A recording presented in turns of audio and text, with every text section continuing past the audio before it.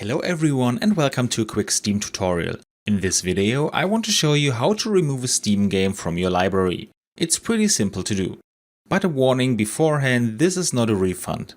The game will be deleted and that's all it is. If you want to know how to get a refund on Steam, I've created another tutorial for that. First of all, let's open Steam. Now I go to Help and click on Steam Support. I select the Games and Software category and search for the game I want to delete. In this case, I take Cubeman and select I want to permanently remove this game from my account.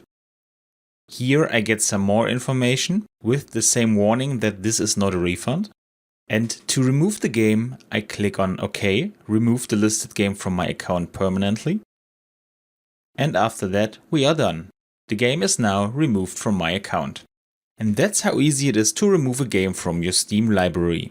I hope you enjoyed the video and I'll see you again in the next tutorial. Until then, your tutorial guy. Bye.